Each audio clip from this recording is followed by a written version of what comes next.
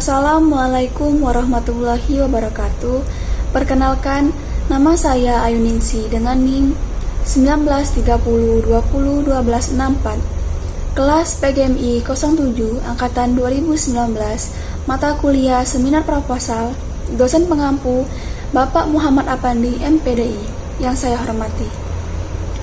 Baiklah, di sini saya akan mempresentasikan hasil proposal untuk memenuhi ujian akhir semester mata kuliah Seminar Proposal.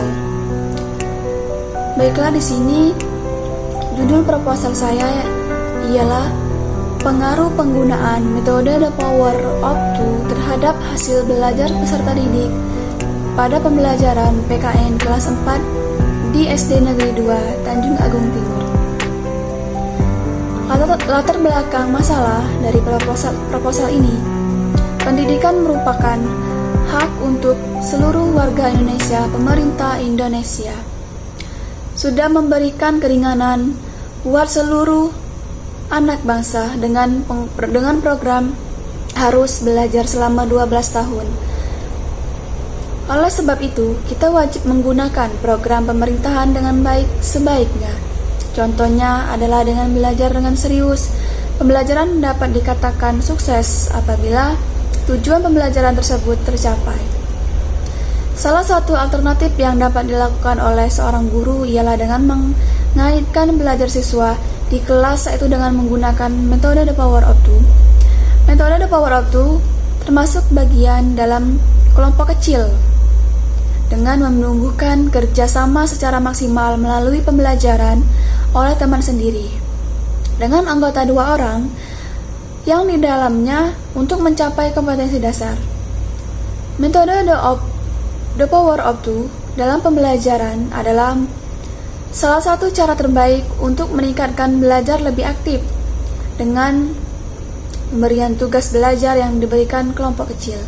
Dukungan agar siswa dapat menambah pengetahuan serta keterampilan akan membantu meningkatkan hasil belajar yang baik.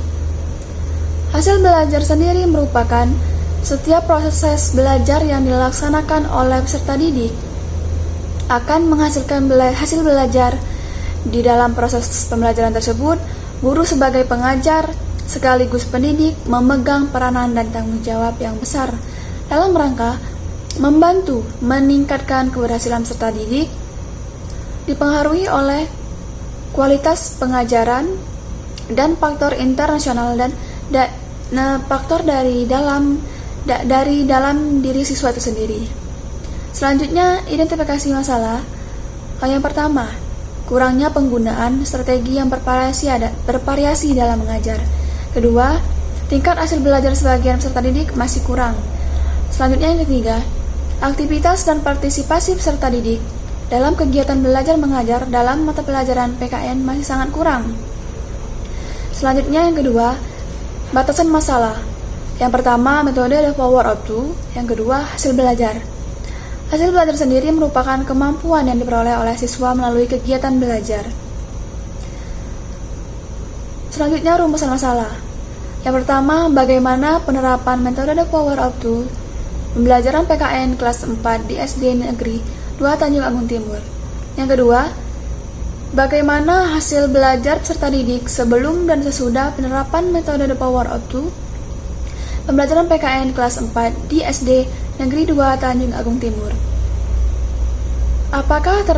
Selanjutnya yang ketiga, apakah terdapat pengaruh yang signifikan penggunaan metode The Power of Two terhadap hasil belajar peserta didik pembelajaran PKN kelas 4 di SD Negeri 2 Tanjung Agung Timur.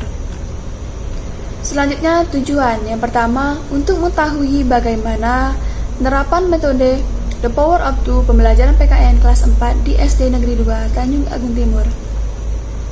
Yang kedua, untuk mengetahui bagaimana hasil belajar peserta didik sebelum dan sesudah penerapan metode The Power of Two pembelajaran PKN kelas 4 di SD Negeri 2 Tanjung Agung Timur. Selanjutnya, yang ketiga, untuk mengetahui terdapat pengaruh yang signifikan penggunaan metode The Power of Two terhadap hasil belajar peserta didik pembelajaran PKN kelas 4 di SD Negeri 2 Tanjung Agung Timur.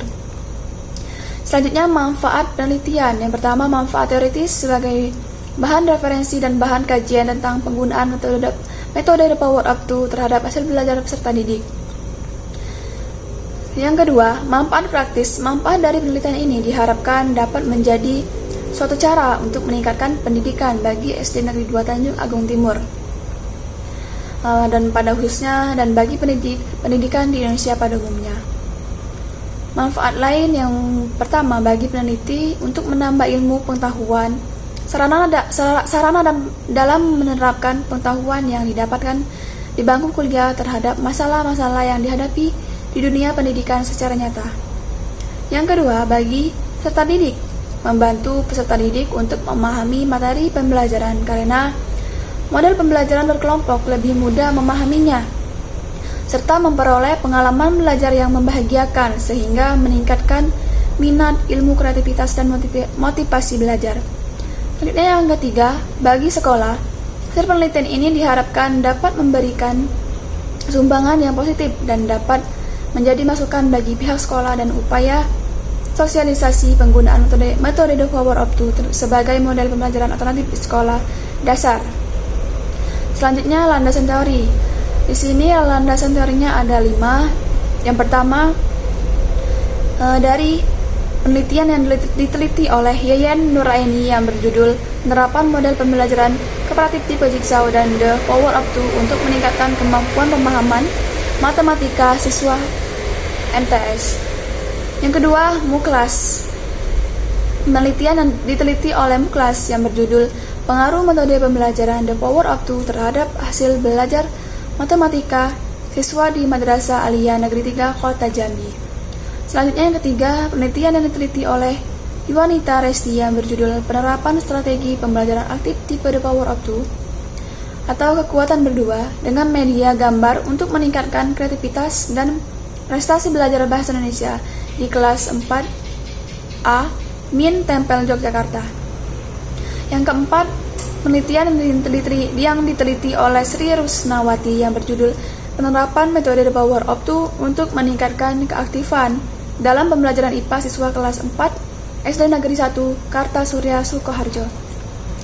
Selanjutnya yang kelima, yang terakhir, penelitian yang diteliti oleh Muhammad Anwari yang berjudul Penerapan Metode The Power of Two untuk meningkatkan kemampuan belajar kolaborasi dan minat siswa pada materi sistem pencernaan makanan di kelas 9 IPA MAN Tempel Sleman tahun ajaran 2009. Selanjutnya, metode penelitian. Di sini saya metode penelitiannya yaitu kuantitatif. Penelitian kuantitatif ini adalah penelitian yang melibatkan teori desain atau hipotesis dan penentuan subjek yang didukung dengan pengumpulan data dan melakukan analisa data sebagai pengambilan kesimpulan. Kuantitatif menjelaskan hubungan antar variabel, menguji teori, melakukan generalisasi fenomena sosial yang diteliti. Selanjutnya adalah perpustaka. Ada 7 sumber yang saya buat untuk proposal ini. Selanjutnya, rencana waktu pelaksanaan penelitian. Kemungkinan setelah magang 3 saya akan meneliti di SD Negeri 2 Tanjung Agung Timur. Baiklah, itu saja yang saya sampaikan. Terima kasih. Wassalamualaikum warahmatullahi wabarakatuh.